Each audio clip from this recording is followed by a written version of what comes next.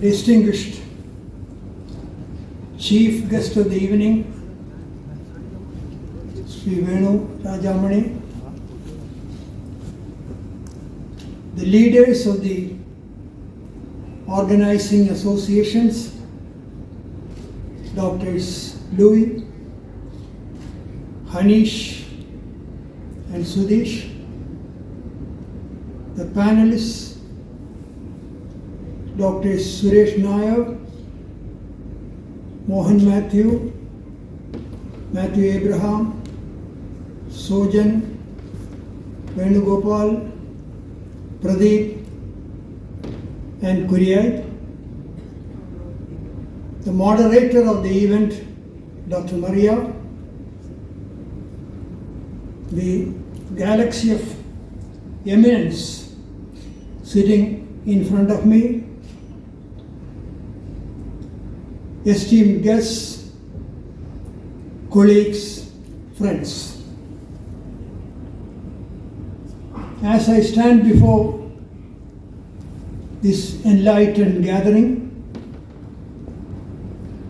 constituting a compact cross-section of the Cochin society, and after listening to very generous, very charitable, although often very undeserving compliments, I am filled with pride, happiness, and humility. Dr. Louis has asked me to trace the history of neurosciences in Cochin. It's a very tall order. To condense and crystallize an exciting and eventful saga spanning half a century into a capsule for presentation in the next 30 to 40 minutes is, I feel, beyond my ken and capabilities. I shall therefore attempt instead to highlight a few milestones on the way. Those who want to connect, join the dots and fill up the blanks may get a composite picture, though not a comprehensive history. I seek the consent and indulgence of Dr. Louis for this transgression.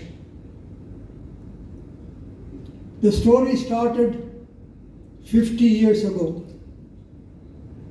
Let me take you back on the wings of time to the very beginning. December 1973. I was working as a lecturer in the Department of Neurosciences, Christian Medical College, Vellore. I received a letter from Sri M.K.K. Nair. Yes, you heard me right, M.K.K. Nair, the one and only M.K.K. I had not known him, never met him, never spoken to him, never corresponded with him. In his letter, he introduced himself as a chap coming up in Cochin and invited me to join. He concluded by saying that I may come down to Cochin for further talks should I be interested. Very terse, matter-of-fact letter. Returning to Kerala was always an attractive proposition to me, but Cochin was not one of my preferred destinations. Medical facilities available at that time in Cochin were very meager. We did not have a medical college for graduate studies in medicine, MBBS. The two hospitals which we had having conventional departments doing nothing more than routine, run-of-the-mill work.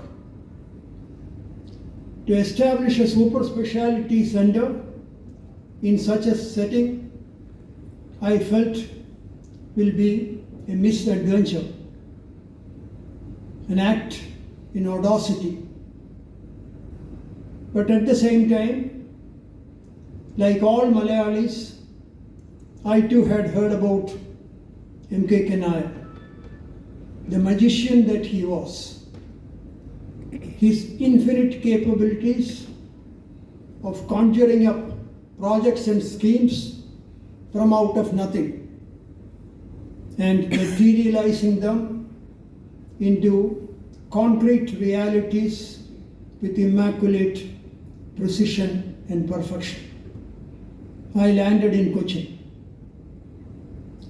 During the next 2 days of talks, I was impressed with Sri MKK's vision, farsightedness, and clarity. Equally, if not more, with the passion, dynamism, and determination of Dr. Pulikan Varghese. I was convinced that between the two, they will be able to deliver the goods. We came to an agreement. They promised to provide all the facilities within 6 months, and I need to join only then. I returned to Vellore. May 1974, 5 months after the initial discussions, 1 month ahead of the targeted timeline, the department was inaugurated. It was inaugurated by none other than Padma Vibhushan Dr. Jacob Chandy, the pioneer of neurological sciences in the country, who established the first department in India in Christian Medical College, Vellore, in 1949, and who was my mentor too. It was thus a very auspicious inauguration. I started settling down. Within a fortnight, I was invited by the Cochin IMA to give a talk. It was an interactive discussion. I tried to explain what neurosurgery is all about, its potentials and possibilities, and what I propose to do. The senior doctors, skeptical though, they asked very analytical questions. But then, at the end, they promised all support and encouragement. And they did that. They started referring cases to me. Today, 50 years later, in another month of May, I am standing here under the umbrella of the very same IMA Cochin to narrate this tale. I feel I am singularly fortunate. The only connecting link between these two meetings 50 years apart is Dr. Sabhavati. He was the leader of IMA those days. And he inducted me as a member of the IMA. My respects to you, sir. Incidentally, therefore, this is the golden jubilee of my membership in Cochin IMA also. Something that happened soon after made a significant impact. A UK-trained physician, an MRCP, in his mid-40s, working in a peripheral hospital, Cochin, was struck down by an acute attack of stroke. He was deeply comatose for a couple of days, and his life was ebbing away. In sheer desperation, they brought Dr. Pai from Trivandrum Medical College to see the patient. Dr. Pai was a synonym, byword for clinical diagnosis, and called me in, asked me to examine. We had mutual discussions. The patient was immediately transferred to Medical Trust Hospital and immediately operated on. He could not withstand, he was so sick to withstand any invasive investigations like angiogram. We operated on the basis of the clinical impression alone. A huge blood clot was removed from the brain and he recovered. This became the talk of among the medical fraternity. A person of the iconic stature of Dr. Pai, reposing faith and confidence in our department, and we able to carry out a timely intervention and virtually drawing the patient back to life from the clutches of death, made a sensational news. That doctor continued to work as a physician for the next 25 to 30 years. More and more doctors started sending patients to me. I'm just touching a few points, episodes. A few months later, Sri M.K. Nair walked into my consultation room. He said, a person very close to him is being brought and wanted me to have a look. The patient was brought in a wheelchair. He turned out to be It transpired that they were on a performance tour of Europe, where he developed severe back pain and weakness of the legs. It became so unbearable that in Germany he was given a spinal injection which relieved the pain to some extent, but the weakness was progressing. When I saw him, he could barely move his legs. Carried out a detailed investigation. Mind you, they were pre-scan days. Diagnosis largely depended on clinical assumptions. I felt he has got a compression in the lower part of the spinal cord, causing all these problems. I informed Sri MKK and suggested that we send him to Vellore immediately, if possible the same night. He heard me and shot back, "Can't you do it here?" I was shocked. Here is a celebrity, a very famous Kathakali artist, already paralyzed, and if something goes wrong during the surgery or if he does not improve after surgery, he will be wheelchair bound for the rest of his life.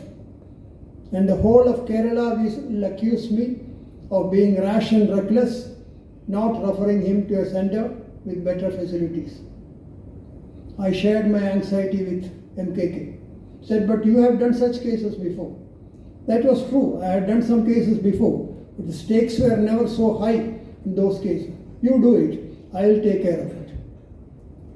The same day evening, we carried out what is called a myelogram, a crude procedure by today's standards, but certainly a very dependable investigation, which confirmed the diagnosis. He was operated the next day. By about the 10th day, he started standing up before MKK Nair, the showman that he was. He convened a press conference at the hospital, the ground floor corridor of Medical Trust. The patient was wheeled in. He was asked to narrate his experience. He gave a very vivid and graphic detail, embellished it with facial expressions and body language. After all, he was a Katholi artist. And I was asked to give the explanation. This was carried prominently next day's newspapers. The department got public recognition and acceptance. 3 incidents that happened in rapid succession during the next few months. 2 police constables were involved in a road traffic accident near Angamali. They were brought to the General Hospital. Those days, as Louis was telling, private hospitals were not authorized to handle accidents because of the medico-legal implications. The ritual was they will be taken to the General Hospital, which did not have any facilities, then referred to Kottayam Medical College.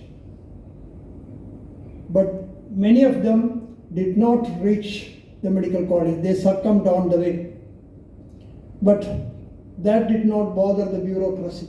Rules were rules, inviolable, immutable. So these 2 constables were also taken to the General Hospital. The DIG police and the young city commissioner went to see them off to Kottayam. They spoke to the officer, who told him plainly that at least one of them will not reach Kottayam. So between them they took a decision. Without informing the police headquarters, they shifted the patient to the medical trust. Both of them were operated. I remember the surgery we started in the evening, went on till next day morning, one patient after the other. One person rejoined duties after about 3 months. The second person, whom the doctor feared will not reach Kottayam, took much longer to recover, and he was given a life duty in the office. He could not be on active duty. Anyway, both of them were saved. A few months later, a vehicle carrying nursery children overturned near Perimbao. 2 children died on the spot. Many of them were admitted to local hospitals with multiple injuries. 3 children had grievous head injuries, taken to General Hospital. Again, the police people referred to us. All the 3 were operated. 2 of them recovered completely, one boy and a girl. And the other girl also recovered, but had a definite weakness on one side of the body. The last I saw her, she was working in a private school near Kodamangalam as a teacher, still semi-paralyzed on one side, but still leading an independent life with a self-reliant career. Third happened in Maharaja's College, your own alma mater, hallowed by Professor Sanu. Inter-union rivalry, violent bloodshed. 2 of them were grievously injured on the head. Both shifted to medical trust. Both were operated. One person is practicing as a lawyer here now. The second person is somewhere in the Gulf. He still sends me New Year greetings every year. These 3 cases opened the eyes of the police department. They wrote to the police headquarters recommending that Medical Trust Hospital be recognized for handling medico-legal cases. The reply was on expected lines. They were asked to explain why these cases were referred without getting prior permission. The circus started, the musical chair started. From the police department to the home department to the finance department to the law department, back to the police department. That is when Dr. Pulikan Varghese, a person who will never accept no for an answer, kept on writing to the department officials for permission. MKK Nair also put in his word. Finally, the file reached the Home Minister. He called us for a discussion. We met him at the government guest house here. Sri MKK, Dr. Varghese Pulikan and I. We could convince them. Within a month, an order was issued authorizing Medical Trust Hospital to handle medical legal cases. That was a game changer, a watershed moment in the management of head injuries or trauma care. Today, as you know, across the state, all the major hospitals have got good trauma care centers, and many of them have state-of-the-art head injury units also. You can imagine how many thousands of lives would have been saved by this decision during the last 50 years in the state. And mind you, most of these victims of road traffic accidents are youngsters. In the prime of their youth, the peak of their career, very often the sole breadwinners of the family. If today I were to be asked what has been my major contribution to the society, I shall unhesitatingly say that I could play a dominant role in changing the rigid, ironclad mindset of the bureaucracy. Not through prayers and petitions, but with my hand, with the knife that I was holding in the hand, the sharp, powerful, yet gentle knife the surgeon holds. This gave me an impetus to go into the social aspects of neurology, which was a largely neglected area at that time. We started taking classes on the prevention of head injuries in educational institutions, in the public sector undertakings, even in some corporates. Corporates were very few at that time. I remember going to OE in India to take a class, but FACT, HMT and Cochin refineries, they had several, and the helmets were just coming in. There are a lot of resistance about the use of helmets by the public. We could convince them. And now this has become an integral part of our society's activities.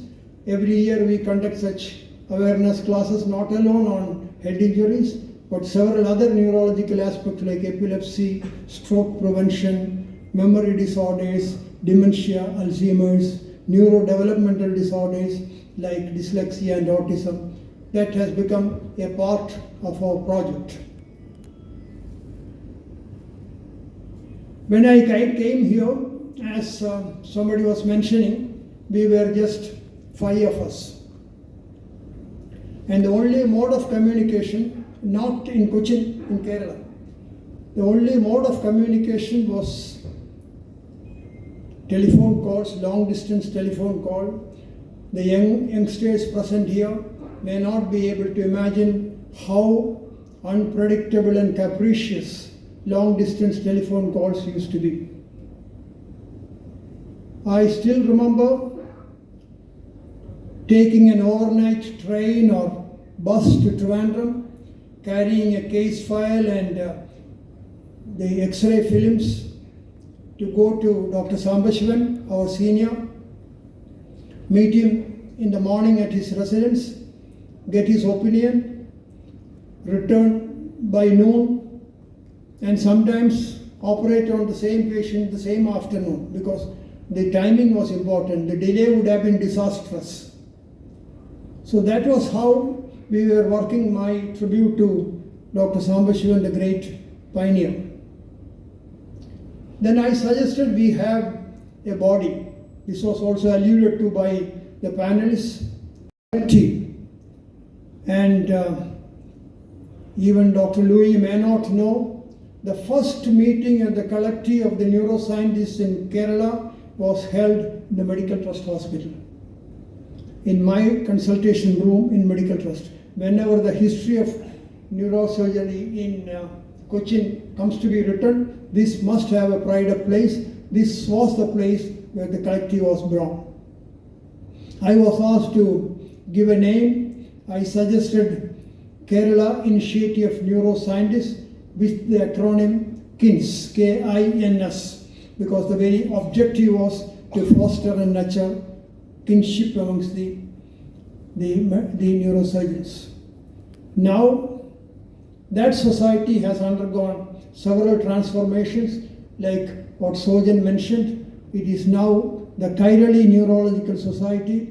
The secretary, Dr. Tinu Ravi Abraham, the Kottayam Medical College professor, he tells me now we have a strength of about 500 people. From 5 to 500, 100 times increase, very explosive, exponential growth in the last 50 years.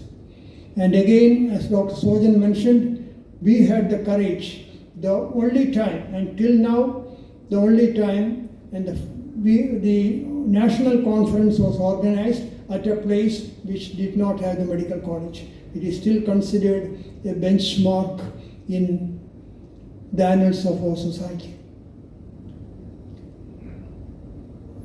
I can go on and on, but I feel I must punctuate it with some of my failures too. Failures are greater teachers, having greater influence on growth than success. It is very easy to be carried away by self-glorification, self-aggrandizement, but failures bring you down from that dizzy heights of self-importance to the stark reality of your abject self-insignificance. We realize how helpless we are, how much limitations we have. As has been said by panelists, neurosurgery is a very unforgiving specialty, perhaps like none other.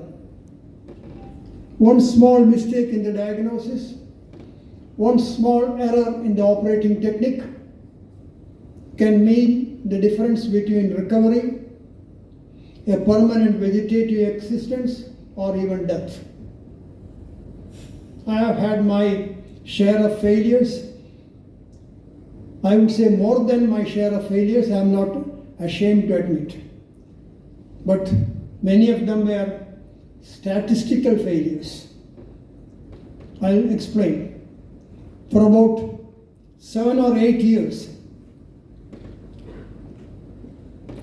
our department was the solitary sentinel guarding the fort of neurosurgery between Kottayam and Kozhikode. We had to accept all the cases that were sent to us because, firstly, turning them away would have been unkind and unethical. Secondly, it would have been disrespectful to the doctors who had referred the patients to us. And I did not have the luxury to them to any other hospital because there were no other centers. The only 2 centers were Trivandrum and Kozhikode. So perforce, we had to accept all the cases that came to us, and many of them were at the terminal stage, having exhausted all options of treatment elsewhere, but still they wanted us to do something, hoping that a miracle will happen. Miracles did happen, but exceedingly rarely. Many of them went the predicted path to meet their Creator. These were real failures. But then there is a distinct group, when we still lost patients for no obvious explanation. The diagnosis was correct, the therapeutic measures that were instituted were proper. For example, a 3-year-old child who had a brain abscess. We put multiple holes in the brain and drained a lot of pus The pediatrician managed with antibiotics and supportive measures. Second day again we repeated the drainage, a little more pus. The patient started improving. Third day the tap was dry and the patient was improving. But by about 6th or 7th day started going downhill. We again tried to tap, no pus, but the patient died. Probably this would not have happened today.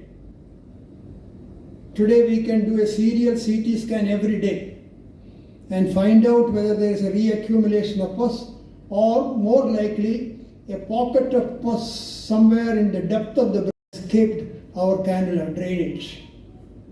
No way to find out at that time. The agonizing cry of the shattered mother still resonate in my ears. Or for example, a 20-year-old boy, the son of a bank employee, who had a brain tumor, practically blind when he came. We operated, removed the tumor. He lived for many years, but the vision did not recover. We had hoped he will get eyesight at least partially in one eye, but that never happened. He continued to be blind. I remember the frail father who had retired by then having to carry this robust son even for his daily chores. That image haunts me still as a spectre. There are many such cases, many such failures, but then they teach us a lesson. I don't want to paint this pleasant evening with a pensive picture. Anyway, as has been mentioned by the panelists, after a few years, I felt I was burning myself out. 14, 16, 18 hours a day. Probably that was the time when the management of an educational institution was thrust on me. I did not seek for it and I did not have any experience in the management of education institutions. I took it up as a challenge and found out that, as Pradeep was mentioned, found out that it will take about 3 to 4 hours of my time. And I did not want to violate the rules of the institution. So I met Dr. Varghese and submitted my resignation. Again, as Venu was mentioning, we left on very cordial terms. And Dr. Pulikan Varghese and I continued to maintain excellent relationship till his very end. I remember probably the last public meeting that he attended, he was being conferred an honor by a prestigious service organization, their most coveted honor. 3 or 4 days before the meeting, Dr. Varghese called me. His voice was very feeble. He used to call me Shri. Shri, I want you to come and talk on that occasion. I went there. I think Louis will still remember. He was very weak. Dr. Varghese had to be helped on to the stage, and Ando and Louis had helped him onto the stage, and Sri Umman Chandi was conferring the award, and I offered the felicitations. After some time, Dr. Varghese left us forever, but such people never leave us. Their contributions are so precious. Their physical absence, their visible absence is more than made good by their powerful, invisible presence. I pay my tribute to Dr. Varghese. The people who followed me at the Medical Trust Hospital enhanced the reputation of the department, brought it up to greater heights, and made it a center of excellence. Dr. Subbarao, Dr. Ravi, and by their versatility, skill and competence, they have made Medical Trust a center of excellence. On my part, I joined Krishna Hospital and I can proudly say I have never come across a person more large-hearted than Dr. Sabavati. He gave me total freedom. He did not impose any conditions. I could divide my time neatly between my profession and my social commitment. I soon realized that however lucrative your professional pursuit may be, there is something else in life. The profession may be mundane and materialistic, but the other aspect, that is bodhi, enlightenment, ennoblement. Like the two halves of the brain, our life is also two. One divided by the profession and the other by your other social activities. I have been able to balance that fairly satisfactorily, and at the sunset years of my life, I have a sense of fulfillment. Ladies and gentlemen, let me conclude. A vote of thanks is not only conventional and traditional, but also very relevant and appropriate. I must first pay my obeisance to my parents for giving me such a wonderful childhood, very firm, very strict, but very affectionate and considerate. My wife, Sushma, who had been a source of immense strength and support all through. Many of you may not know, she joined the medical trust with me, and she was the person who started ENT department in medical trust. My two children, highly accomplished and well settled, and obviously after seeing my grueling grind of 14-16 hours, both of them did not take up medicine, but they are well placed in their own chosen domains. My teachers, starting from the primary to the super specialty professors and the illustrious mentors who trained me, my tribute to them. My seniors in the profession, Dr. Sabavati, many of them are no more with us. One person I would like to mention here is Dr. Mukundan Menon. Dr. Mukundan Menon was the person who suggested my name to Dr. Pulikan Varghese and M.K. Kenal. Probably but for him, I would not have come to Kochi. He is not able to participate in today's meeting, but I was expecting his daughter and son-in-law to be here. Shobha, Anil, are you here? Yeah, Anil is here. Please convey my respects to Dr. Mukundan Menon. And my colleagues across the profession, medical, educational, who have always given me affection, consideration. One person I would specially mention will be my anesthetist, Dr. Thambi Matthew. The role of anesthetist in medical neurosurgery is very great. As has been mentioned, our surgical procedures go on minimum for about 4 to 6 hours, sometimes 14, 16, 18 hours.